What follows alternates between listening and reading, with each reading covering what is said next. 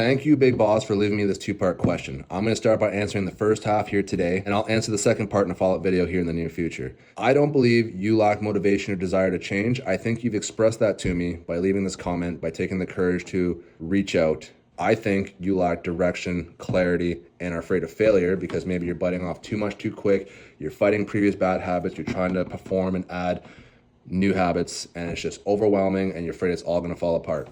Don't worry, you're not alone in this. Most people think that it takes big, drastic change to have big, drastic results, when actually it's the opposite. Any high performer, athlete, you name it, knows that it's doing the mundane stuff, the boring stuff, day in and day out, and just falling in love with the process. So when it comes to forming a habit or routine, we want it to be within our ability to do so, but just outside of our comfort zone. If it's too easy, we're gonna find it boring, we're not gonna do it. And if it's too hard and outside of our abilities, we're not gonna do it because it's just too hard, you're gonna give up. So as for my last video, you are going to write out whatever your perfect morning routine looks like. Start to finish, be clear and concise and actionable with everything that you write. Time and place, make it obvious. It's always going to start with getting up at a consistent time. So I'll use myself as an example. I, Tunis Richards, am going to get up at 4 o'clock in the morning whenever my alarm clock goes off. When my alarm clock goes off, I will then go to the bathroom and I will brush my teeth. Once I'm done brushing my teeth, I will then pop my zits, do my skincare routine, have a shower, and then leave the bathroom. Once I'm done leaving the bathroom, I will then go to the bedroom and get dressed, and so on and so on and so forth.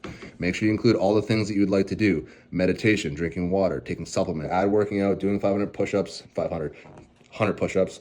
Once we have these guidelines written out, we're going to put them to the side and we're going to focus on step one: getting up at the same time each and every day. So whatever time that is that you chose, we are going to stick with that until it becomes automated, second nature, easy to perform, and we enjoy it. Once step one becomes easy, then we're going to habit stack and we're going to add step two. Once step one and step two becomes easy, then we add step three, then step four. And before you know it, you're then performing the whole morning routine that you had set out months before. It's important that we know too that progress is not linear. You're going to fall off at some point. Life's going to kick you in the nuts. There's ebbs and flows. You're going to sleep in past your alarm. Your kids are going to keep you up. You're going to have a poor night's sleep. It's important that we just recognize where we went wrong, forgive ourselves, and get back on the wagon. We're looking for progress and not perfection. James Clear says it perfect in his book, Atomic Habits. A habit missed once is a mistake. A habit missed twice is the formation of a new habit. And bonus tip, every time you do something correctly, we're going to do some positive self-talk. Internally, but preferably externally, say it out loud or write it down and tell yourself, good job. Good job today, Toon, for waking up at 4 o'clock this morning. I'm proud of you. Keep going. We're starting to reinforce who we say we are. I hope that helps.